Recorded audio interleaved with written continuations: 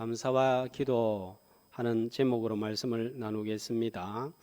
에베소서에는 이 바울의 기도가 세 번이 실려 있는데 이 첫 번째 기도가 이 본문입니다.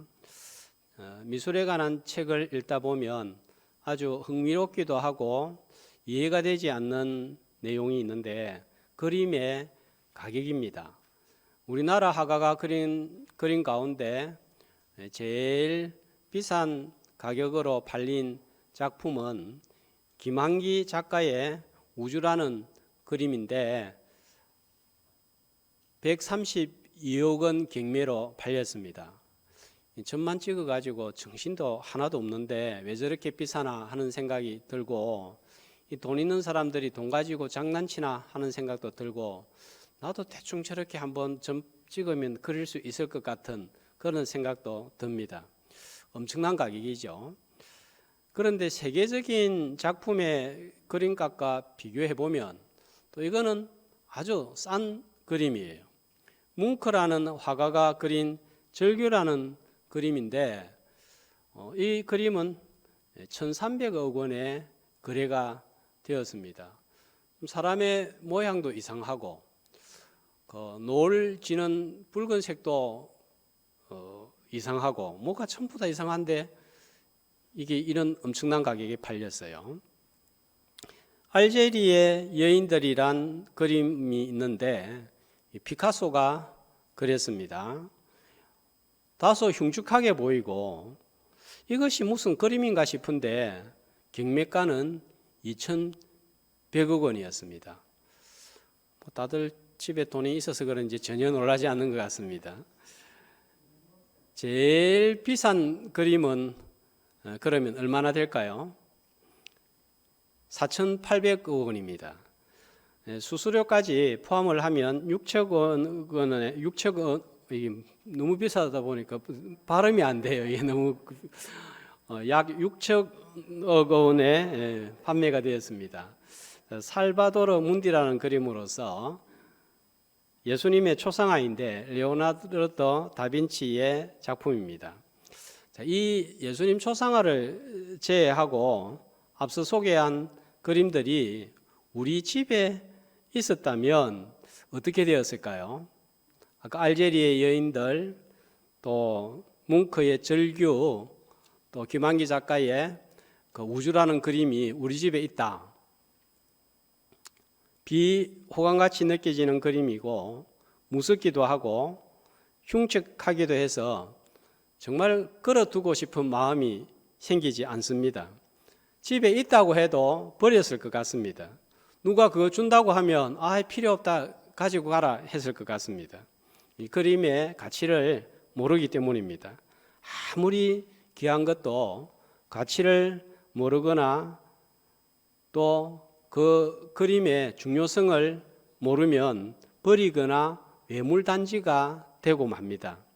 복을 받고서도 복인 줄 모르면 아무것도 아닌 것이 되고 맙니다. 반대로 복인 줄 알았는데 복이 아닌 것도 있습니다. 많은 돈을 얻고 좋은 자리를 얻었는데 계속해서 걱정과 근심이 따라오면 복이 되지 아니하는 거예요. 차라리 없어도 낮은 자리에 있어도 마음 편하게 사는 것이 낫습니다. 그래서 역대상 4장 10절에 보면 야베스라는 사람은 기도를 아주 지혜롭게 한 것을 볼 수가 있습니다. 복을 주시려거든 지경을 넓히시고 나를 도우사 환난에서 벗어나서 뭐가 얻게 해달라고요? 근심이 얻게 해달라, 이렇게 기도를 한 거예요. 또 예수 믿는 우리 성도에게는 많은 것을 얻었다고 하더라도 영적으로 성장하지 않으면 그것은 진짜 복이라고 할 수가 없습니다. 자녀가 좋은 직장에 취직을 하고 돈을 잘 법니다. 그런데 하나님을 믿지 않습니다. 교회에도 나오지 않습니다. 봉사도 하지 않습니다. 여러분, 이걸 참된 복이라고 말할 수 있을까요? 그런데 많은 분들이 신앙이 없어도 육신적으로 형통하기만 하면 그것으로 만족을 합니다. 바울은 이 문제를 위하여서 기도하고 있습니다. 자, 지난주까지 1장 3절에서 14절까지 하늘에 속한 신령한 복에 관하여서 4번에 걸쳐서 말씀을 전했습니다. 성부 하나님께서 주신 선택과 양자의 복, 성자 예수님을 통하여서 주신 죄사함과 계시를 깨달음과 기업의 복, 성령 하나님께서 주신 인치심과 보증의 복을 언급한 후에 자, 바울은 15절 오늘 말씀을 보면 어떻게 시작을 하고 있죠? 시작이 어떻게 되죠? 이로 말미암아, 이로 인하여, 이런 복으로 말미암아. 자, 그리고 16절은 이제 바울이 기도를 하고 있습니다. 내가 기도할 때에 어떤 기도를 하고 있죠? 자, 저 같으면 어렵게 사는 성도들의 문제 해결을 위하여 좀 우선적으로 기도할 것 같아요. 어렵게 힘들게 사는 분들이 많고 어려운 과정을 거치는 분들이 많으니까 하나님, 누구누구 집사님 경제적으로 힘이 드는데 도와주시고 장기간 질병으로 고생하시는데 빨리 좀 낫게 해주시고 저 집사님 너무 신실하게 또 저 성도님 너무 하나님 잘 섬기는데 자녀 문제로 힘들어합니다. 하나님 그 집 찾아가시고 신방하여 주셔서 좀 변화되게 하여 주옵소서. 그런데 바울의 기도에는 이런 내용이 하나도 없습니다. 우리의 기도와 다른 것을 발견하게 됩니다. 자, 어떤 기도를 드리고 있는가 하면요. 자, 17절에 보면 첫 번째 기도 제목이 나오는데 자, 어떤 기도를 드리고 있습니까? 자, 펜이 있는 분들은 한번 줄을 치보면 좋겠어요. 맨 끝에 보면 알게 하시고, 또 19절에 보면요. 끝에 보니까 알게 하시기를 구하노라. 그 다음에 18절에는 보면 이 알게 하시고 하는 말씀이 생략이 되어 있는데, 자, 부르심의 소망이 무엇인지 알게 하시고, 기업의 영광의 풍성함이 무엇인지 알게 하시고, 이렇게 하면은 쉽게 이해가 되었을 텐데 거기에 빠져 있습니다. 그러니까 몇 가지 기도 제목입니까? 알게 하시고, 알게 하시고, 알게 하시고, 알게 하시기를 구하노라. 4가지 기도 제목이 나오고 있습니다. 바울은 앞서 말한 대로 신령한 복에 대해서 길게 말씀을 전했습니다. 그런데 바울은 걱정인 거예요. 이 복을 모르면 어떻게 되나 걱정이 태산인 거예요. 제가 신령한 복에 대해서 말씀을 4번에 걸쳐서 쭉 전하고 난 다음에 과연 우리 교회 성도들이 이 신령한 복이 정말 놀라운 복이고 대단한 복이다 이렇게 생각을 하겠나? 이게 정말 엄청난 복이다 이렇게 생각을 하겠나? 저도 사실은 걱정이 되는 거예요. 이 바울의 마음도 같습니다. 이 복의 가치를 모르면 이 복이 당장 가게에 물건 하나 파는 것이나 지금 내 손에 몇십만 원 들어오는 것보다 가치가 없는 거예요. 무엇을 알게 해달라고 기도하는지는 조금 후에 살펴보겠습니다. 근데 가만 16절 말씀을 보면 바울이 기도하기 전에 무엇을 하고 있습니까? 자, 기도할 때에 너희로 말미암아 뭐 한다고요? 감사하기를 그치지 아니하고. 에베소 성도들을 위하여 기도하기 전에 먼저 바울은 에베소 성도들한테 하나님이 주신 것을 보고 감사부터 먼저 하는 거예요. 자, 우리가 기도할 때 하나님 앞에 나와서 하나님 이것 주세요, 저것 주세요 그래 하다가 가버릴 때가 얼마나 많습니까? 그러나 바울은 하나님께서 새로운 거 이것 주세요, 저것 주세요 하기 전에 이미 주신 것을 알고 그것에 감사함으로 기도를 시작했습니다. 기도하러 나와서 이것 달라 저것 달라 하기 전에 이미 주신 것을 알고 감사하는 저와 여러분이 되시기를 주님의 이름으로 축복합니다. 자, 그렇다면 15절 말씀해 보면 무엇으로 인하여 감사를 드리고 있습니까? 자, 보니까 듣고 들은 것으로 감사하고 있습니다. 자, 무엇을 들었습니까? 15절에 보니까 믿음에 관하여서 들었습니다. 사도행전 19장을 통해서 지난번에 바울이 에베소에서 복음을 전했을 때 말씀이 아시아 온 전역에 전해져서 많은 이방인들이 하나님께로 돌아오는 것을 살펴보았습니다. 이제는 더 많은 사람들이 하나님을 믿었을 뿐만 아니라 열매가 생기는 소식을 듣고 감사한 거예요. 자, 그 믿음의 열매가 무엇입니까? 15절에 보니까 믿음과 사랑을 듣고 했을 때 이 사랑인 거예요.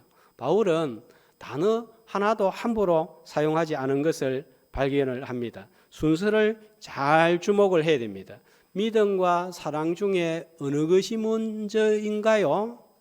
믿음이 먼저예요. 그러니까 바울은 지금 믿음이 없는 인간적인 사랑을 말하지 않는 거예요. 믿음이 나무의 뿌리라면 사랑은 나무의 열매입니다. 뿌리가 없는데 어떻게 열매가 맺어질 수가 있겠습니까? 반대로 열매가 없으면 뿌리가 있는지 점검해 보아야 합니다. 그래서 믿음 앞에 그냥 믿음하지 않고 어떤 수식어가 붙어 있지요? 어떤 수식어가 붙어 있죠? 어떤 믿음이라고 합니까? 주 예수 안에서 너희 믿음이라고 했습니다. 세상 사람들이 얼마나 많은 사랑 타령을 하고 있습니까? 그런데 그런 인간적인 사랑이 아니에요. 믿음에 있는 그런 사랑인데, 자, 이 믿음은 에베소서 2장 8절에 보니까 너희가 그 은혜에 의하여 믿음으로 말미암아 구원을 받았으니 이것이 너희에게서 난 것이 아니요. 뭐라고요? 하나님의 선물이다 했습니다. 믿음은 하나님과 수직적인 관계로 생기는 선물입니다. 자, 이것이 에베소서 1장에서 3장까지의 주제입니다. 교리입니다. 이 믿음이 있으면 어떻게 될까요? 반드시 열매를 맺습니다. 하나님과 바른 관계를 가진 사람은 반드시 사랑의 열매를 맺게 되는데, 자, 그래서 그 사랑 앞에 또 어떤 수식어가 붙어 있습니까? 그렇죠. 성도를 향한 사랑, 또 거기 보니까 모든 성도를 향한 사랑입니다. 수평적인 관계입니다. 에베소서 4장에서 6장까지의 또 내용이 되겠습니다. 삶입니다. 요한일서 4장 20절에 보니까 보이지 않는 하나님을 사랑한다고 하면서 보이는 형제를 사랑하지 않고 미워하면 어떤 자라고요? 거짓말하는 자다, 그렇게 말합니다. 교회를 오랫동안 다니고 열심히 다녔는데 사랑이 없으면 저 사람은 진짜 예수 믿는 사람 맞나? 저 사람 신앙 진짜인가? 진짜 그리스도인인가? 하는 의심을 받는 거예요. 주 예수 안에서 구원 얻는 믿음을 가지고 있습니까? 구원 얻는 믿음을 가지고 있습니까? 사랑의 열매로 뿌리가 되는 보이지 않는 믿음을 증거하는 저와 여러분이 되시기를 주님의 이름으로 소망합니다. 그러면 우리는 어떻게 옆에 있는 사람을 사랑할 수 있을까요? 세상 사람처럼 잠깐 사랑하고 작은 친절 베풀 수 있습니다. 그러나 참 사랑, 희생적인 사랑, 대가를 바라지 않는 사랑은 내 본성으로는 할 수가 없는 거예요. 요한 1서 3장 16절을 보니까 그가 우리를 위하여 목숨을 버리셨으니 우리가 이로써 사랑을 알고, 자, 방금도 말씀드렸지만 얼마나 세상에서는 사랑 타령이 많습니까? 그런데 우리가 사랑을 아는 것은 어떻게 한다는 거예요? 우리를 위하여서 목숨을 버리신 예수님의 사랑을 듣고 믿었기에 알고 사랑할 수 있다는 거예요. 요한일서 4장 10절 11절은 이렇게 또 말씀하고 있습니다. 한 목소리로 사랑은 여기에 있으니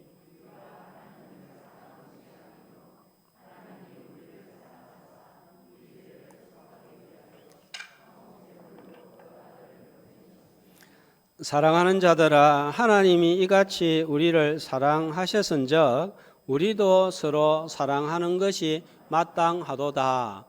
그러니까 이 하나님의 예수 그리스도를 십자가에 내어주신 사랑을 듣고 믿은 자라야만이 참 사랑을 할 수 있다는 것입니다. 자, 이 믿음이 없이는 히브리서 11장 6절에 나와 있는 말씀대로 하나님을 기쁘시게 할 수도 없습니다. 이 믿음이 없이는 구원도 받을 수 없고 하나님의 자녀도 될 수 없고 참 사랑도 할 수 없습니다. 왜냐하면 우리 속에는 자기 사랑이 깊이 뿌리 박혀 있기 때문입니다. 그러니까 동성애 같은 사랑을 하면서도 진짜 그게 사랑인 줄 아는 거예요. 왜곡된 사랑인 거예요. 자녀를 체벌하고 때리면서도 야 이놈아 잘 되라고 하는 거지 못 되라고 엄마가 이렇게 하겠느냐? 응? 사랑해서 그러는 거야. 알지? 아나 모르나? 그럼 알아요. 속으로는 이게 무슨 사랑이야? 아이 속에는 그런 반응이 나오는 거예요. 참 사랑인 줄 아는데 내 감정 해소가 될 수 있고 참 사랑인 줄 아는데 화풀이가 아이에게 전해질 수도 있는 거예요. 모든 사람을 사랑하는 박애주의가 될 수도 있고 동포와 민족을 사랑하는 깊은 동포애를 가질 수도 있습니다. 그런데 깊은 곳에는 자기 사랑이 자리 잡고 있습니다. 참 사랑은 오직 하나님이 보내신 예수 그리스도의 사랑을 받은 자만이 알고 할 수가 있습니다. 바울은 지금 이 말씀을 불신자를 향하여서 전하는 것이 아니라 믿는 성도들을 향하여 말씀하고 있습니다. 자, 믿음과 사랑은 동전의 양면과 같습니다. 믿음이 있으면 반드시 사랑도 같이 있어야 되는 거예요. 믿음이 있다면 반드시 사랑이라는 모습으로 나타나야 하는 것입니다. 우리 다대 가족들은 믿음을 가지고 사랑의 열매를 맺어서 사랑으로 보이지 않는 믿음을 증거하고 화목한 교회와 가정이 되시기를 주님의 이름으로 축복합니다. 감사 후에 바울은 이제 기도를 합니다. 자, 17절 말씀해 보니까 첫 번째 기도의 제목이 무엇입니까? 알게 해달라는 기도인데 누구를 알게 해달라고요? 하나님을 알게 하시고 에베소 성도들은 이미 하나님을 알고 있습니다. 그런데 알게 해달라고 하는 기도의 의미는 무엇입니까? 그냥 머리로 아는 것을 의미하지 않습니다. 자, 우리가 누군가를 알 때는 몇 가지 단계가 있습니다. 머리로 아는 단계예요. 저 사람 우리 교회 목사님이네. 저 사람 우리 교회 장로님이네. 자, 머리로 압니다. 그 다음에 두 번째 단계는 만나서 대화하고 교제해서 인격적인 관계를 맺는 거예요. 자, 그 다음에 이제는 인격적인 관계를 넘어서서 그분의 좋은 모습을 보고 닮아가는 것입니다. 하나님을 알고 그 하나님을 닮아가는 단계입니다. 그러니까 하나님을 안다 할 때는 하나님이 보내주신 주님을 닮아가는 단계까지 나아가도록 하는 것이 하나님의 목표고 또 이 알게 해달라 하는 것은 바로 이런 주님을 닮아가는 단계까지 알아가게 하옵소서, 이런 의미가 있는 거예요. 바울은 지금 이런 단계로 나아가도록 기도하고 있습니다. 신앙의 3단계로 말씀을 드릴 수가 있겠습니다. 첫 번째는 우리가 예수 그리스도를 구원자로 믿는 순간 거듭나고 자녀가 되고 의로워지고 구원을 선물로 얻게 되는데, 이 칭의의 단계입니다. 이것은 이미 과거에 우리가 예수님을 영접할 때 이루어진 구원입니다. 다음은 주님을 만나서 말씀과 기도로 교제하고 닮아가고 주님이 원하는 것을 행하려고 하는 단계인데, 성화의 단계이고, 지금 이루어야 하는 현재적인 구원을 말씀합니다. 다음은요, 이제는 주님과 온전히 하나가 되어가지고 주님을 쏙 빼닮는데 바로 영화의 단계고, 이루어야 할 미래적인 구원입니다. 믿고 의로워져서 자녀가 되는 것은 단순간에 단번에 일어납니다. 그런데 여러분, 자주 말씀드리지만 이것은 구원의 시작, 믿음의 시작이지 끝이 아니에요. 그런데 많은 분들이 이 시작을 구원의 끝으로 여기기 때문에 성장의 필요성을 못 느낍니다. 구원받았으면 됐지, 하나님의 자녀가 됐으면 됐지, 뭐 이래나 저래나 선택받았으니까 구원받겠지, 주님을 닮아가지 않는 거예요. 그러니까 우리가 세상 사람들로부터 지탄을 많이 받습니다. 때로는 나는 그냥 내 혼자서 행한 일인 줄 알았는데 나도 모르게 교회의 대표자가 될 수 있다는 사실을 알아야 됩니다. 예수 믿는다고 말하면서 그렇게 말하나, 교회 다닌다고 하면서 그렇게 행동하느냐, 이건요, 나도 모르게 교회의 대표성을 띠게 되는 거예요. 그렇기 때문에 말 하나, 행동 하나도 우리가 성숙해져야 됩니다. 불신자들이 우리 보고 그렇게 쓴소리 할 때 참 기분 나쁘지만 우리 자신을 한번 또 돌이켜 보는 그런 기회가 되어야 되겠습니다. 믿는다는 것은 다른 사람을 생각하고 배려하는 성숙으로 나아가는 거예요.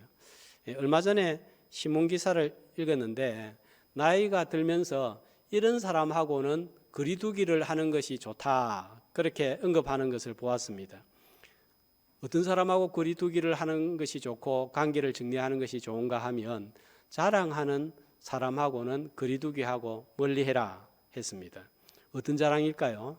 주로 하는 자랑이 돈 자랑, 배우자 자랑, 자녀 자랑하는 사람입니다. 그 중에서도 제일 멀리 거리두기를 해야 되는 사람, 또 인간관계 정리할 때 첫 번째로 해야 되는 사람을 누구로 말했을까요? 어떤 자랑하는 사람으로? 자녀 자랑하는 사람입니다. 자녀를 자랑할 때 상처받는 분들이 나도 모르게 옆에 있는 거예요. 옛날부터 마음대로 되지 않는 것이 자식 농사라고 했습니다. 자녀가 제대로 자라지 못할 때 부모 마음이 제일 아픈 거예요. 그런데 옆에서 눈치 없이 자식 자랑 막 늘어놓으면 나는 좋을지 모르지만은 자기도 모르게 옆에서 누군가 상처받을 수 있다는 거예요. 나의 결혼, 나의 직장, 나의 건강, 나의 인간관계보다 내 자녀와 관계된 일이 부모에게는 더 중요하지 않습니까? 그래서 그 부모의 마음이 더 많이 가는 거예요. 가장 잘 되기 원하는 자녀 때문에 눈물 흘리는 부모들이 우리 주변에는 생각보다 많이 있는 거예요. 상대를 배려할 줄 알아야 합니다. 하나님을 안다는 것은 하나님이 나를 배려했듯이 상대방을 배려해서 말하고 행동하는 것입니다. 나는 하나님을 얼마나 알고 있습니까? 다르게 말하면 삶 가운데서 주님을 얼마나 깊이 만나고 주님을 닮아가고 있습니까? 하나님은 우리를 어떻게 아시죠? 마태복음 10장 30절에 보니까 머리털까지 다 세신바 되었다고 했고, 시편 139편 2절에는 앉고 일어섬을 아시고 멀리서도 보이지 않는 생각을 아시고 내 입에 무슨 말을 하는지도 알고 계신다고 합니다. 또 예레미야 17장 10절에 보니까 보이지 않는 나의 심장과 폐부도 아신다는 거예요. 자, 세상의 철학자는 내 자신을 알라 그렇게 외칩니다. 그러나 성경은 뭐라고 우리에게 강력하게 외치는가 하면요, 하나님을 알라 하시는 거예요. 하나님을 알지 못하고서는 절대로 자기 자신을 알 수가 없기 때문입니다. 칼빈은 두 가지 지식을 말을 하는데 하나님을 아는 지식과 사람을 아는 지식입니다. 그런데 하나님 아는 지식이 먼저입니다. 하나님 모르면 절대로 자기 자신을 알 수 없기 때문이에요. 그런데 하나님 하루 만에 1년 만에 10년 만에 알 수 없습니다. 세상의 지식도 알면은 끝이 없습니다. 그런데 하나님은 이 모든 세상의 지식을 존재하게 하신 분인데 하나님을 알면은 더 끝이 없는 거예요. 영원히 알아가야 합니다. 하나님을 아는 지식은 머리로 아는 지식을 말하지 않습니다. 산 가운데서 만나고 대화하고 교제하는 지식이에요. 부부가 함께 살고 함께 먹고 함께 자면서 아는 그런 아는 것을 말합니다. 그런데 우리는 아둔하고 미련해서 한순간이라도 하나님을 만나서 알지 못하면 자기 자신을 쉽게 잊어버립니다. 잊어버리는 것 중에서 내가 어떤 사람인가 하는 것보다 더 빨리 잊어버리는 것은 없는 것 같습니다. 일이 형통하거나 원하는 것이 손에 쥐어지면 급할 때는 하나님 도와주세요 했다가 막상 뭔가를 손에 쥐고 얻고 나면 마치 자신이 해결한 것처럼 내가 어떻게 해서 얻은 것처럼 우쭐해져서 교만해집니다. 복을 주신 하나님을 잊어버린 거예요. 이것은 하나님을 순간적으로 모르는 것입니다. 하나님과 교제의 끈이 순간적으로 끊어진 거예요. 주님과의 동행의 삶이 순간적으로 멈추어진 것입니다. 그러므로 우리의 가장 첫 번째 기도 제목은 날마다 때마다 일마다 순간마다 주님과 동행하고 교제하여서 하나님을 알게 하옵소서, 이 기도 제목이 되어야 할 것입니다. 우리가 하나님 모르는 게 아니에요. 알고 있습니다. 그러나 쉽게 하나님을 잊어버리고 신앙생활의 시작을 끝이라고 생각하는 영적인 미숙함을 얼마나 자주 보입니까? 머리로 아는 하나님이 아니라 날마다 주님과 교제하고 동행함으로 알아야 하고 그 주님을 날마다 알아갈 때 영적인 성숙의 자리에 이르는 거예요. 이미 만난 하나님과 더 깊이 교제하고 동행하고 하나님을 알아감으로 영적으로 성숙하는 저와 여러분 되시기를 주님의 이름으로 소망합니다. 자, 그렇다면 하나님을 어떻게 알아갈 수 있을까요? 하나님을 아는 방법은 무엇입니까? 17절 말씀, 하나님을 알게 하시고 하는데 어떻게 알게 해달라고 기도하고 있지요?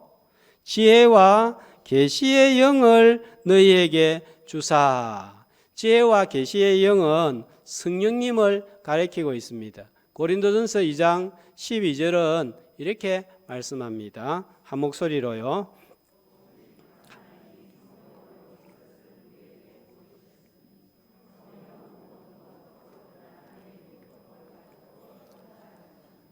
하나님을 깊이 알아가려고 하면 반드시 성령의 도움이 필요합니다. 우리는 스스로 하나님을 알 수가 없습니다. 성령을 여기에 보니까 지혜의 영이라고 말씀하신 것은 이 세상에서 말하는 그런 지혜의 의미로 말씀한 게 아니에요. 하나님께서 행하신 구원을 깨닫는 힘을 지혜다 그렇게 말씀하고 그 구원에 관한 것을 깨닫게 하시는 성령님 하는 의미에서 지혜의 영, 계시의 영은요 말씀에 대한 비밀을 깨닫게 하시는 성령님을 의미합니다. 그래서 마틴 로이드 존스 목사님은 이런 성령님을 가리켜서 말씀 안에 계신 성령님, 말씀을 읽는 자들 안에 계시는 성령님이라고 했습니다. 주님이 부활하신 후에 엠마오로 가는 두 제자에게 모세와 선지서와 시편을 비롯한 구약에서 예수님에 관한 말씀을 쭉 풀어주십니다. 그런데 두 제자는 어때요? 바로 그 주님이 옆에 계시는데도 알아보지를 못합니다. 나중에 누가복음 24장 31절 32절에 보면 이렇게 깨닫게 되는데요. 한 목소리로 그들의 눈이 밝아져 그인 줄 알아보더니 성경을 풀어주실 때에 우리 속에서 마음이 뜨겁지 아니하더냐 하고, 나중에 성경을 풀어주실 때, 그죠? 마음이 뜨거워져서 주님을 만나게 되는데 바로 성령님이 이런 일을 하시는 분이다 하는 것입니다. 성령의 역할은 말씀을 들을 때에 깨닫게 해주시는 거예요. 말씀을 통해서 알아가는 거예요. 그래서 어떤 날은 예배에 참석했는데 무슨 소리 하는지 하나도 모르겠다 이럴 때가 있고, 어떤 날은요, 와, 이 말씀이 그런 말씀이었어? 이게 내한테 하는 말씀이네? 탁 부딪힐 때가 있는 거예요. 내가 정신을 차린 줄 알았는데 성령님이 그렇게 깨닫게 해주시는 것입니다. 그러므로 예배 자리에 나와서 성령님, 오늘도 말씀을 들을 때 귀가 열리고 눈이 밝아져서 말씀을 깨닫고 하나님을 만나는, 아는 은혜의 시간 되게 하옵소서. 이런 마음으로 참석할 때 귀가 열리고 눈이 밝아져서 마음에 뜨거움이 있는 예배의 시간이 되시기를 주님의 이름으로 축복합니다. 그래야 우리가 하나님을 머리로 알지 않고 마음으로 만날 수 있는 거예요. 자, 이렇게 지혜와 계시의 영이 임하면 우리에게 어떤 일이 일어날까요? 어떤 일이 일어날까요? 알게 해달라고 기도하는데, 자, 사용되는 단어를 한번 봅시다. 자, 18절에 보면 소망, 또 18절에 보니까 풍성함, 또 19절에 보니까 능력, 20절에 보니까 역사사, 전부 사용하는 단어가 긍정적인 단어예요. 밝은 단어예요. 자, 이런 단어들은 힘이 나게 만듭니다. 바울은 지금 어디에 있습니까, 여러분? 로마 감옥에 있습니다. 그러나 지혜와 계시의 영이신 성령님이 있으니까 소망, 풍성함, 능력, 이런 아주 역사, 긍정적이고 또 밝고 환하고, 그래서 바울 편지의 시작이 뭡니까? 찬송하리로다, 이렇게 되는 거예요. 오늘도 우리가 삶이 어두운 감옥 같고 절망적인 감옥에 있는 것 같을지라도 하나님의 지혜와 계시의 성령님이 내 마음속에 임할 때 소망이 생기고 풍성함이 생기고 밝음이 생기고 능력이 생기고 역사가 일어날 줄로 믿습니다. 그런데 우리는 감옥 밖에 있으면서도 어둡습니다. 마음의 절망, 무능, 또 자금, 약함, 이런 단어들만 우리 마음에 가득하면 세상에서 패배할 수밖에 없는 거예요. 어떻게 이길 수 있겠습니까? 벌써 마음이 졌는데 몸이 어떻게 이길 수 있겠습니까?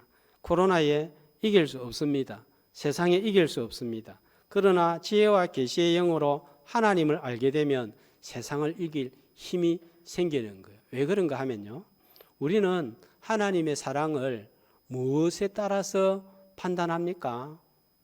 환경에 따라서 내 삶이 형통하고 뭐가 잘 풀리면 아이고, 하나님이 나를 사랑하시는구나, 하나님이 내한테 응답을 해주시는구나. 안 풀리고 어려움에 빠지면 하나님이 과연 나를 사랑하실까? 응답을 해주실까? 의문과 회의를 품고 교회의 발을 끊어버리고 예배의 자리에서 멀어지고 믿음을 포기하는 거예요. 하나님을 제대로 모르기 때문입니다. 하나님께서 저와 여러분을 사랑하시지 않았다면 하나뿐인 제일 사랑하는 아들을 십자가에 죽게 하시는 복을 우리에게 허락해 주셨을까요? 자기 아들을 아끼지 아니하시고 모든 사람을 내어주신 이가 어찌 그 아들과 함께 모든 좋은 것을 은사로 주시지 아니하시겠느냐. 주님은 우리가 어려울수록 더 가까이 하기를 원하고 돕기를 원하고 은혜 주시기를 원하고 일어서기를 원하십니다. 그런데 나는 왜 이것을 느끼지 못할까요? 왜 이런 소리가 내하고는 상관없는 소리처럼 들릴까요? 하나님을 모르기 때문입니다. 머리로만 알지 상 가운데서 교제하고 동행하지 않기 때문입니다. 바울은 이런 하나님을 모르기 때문에 넘어지는 성도들이 많을 것을 염두에 두고 어떤 육신의 문제보다도 하나님 아는 것을 첫 번째 기도 제목으로 삼은 거예요.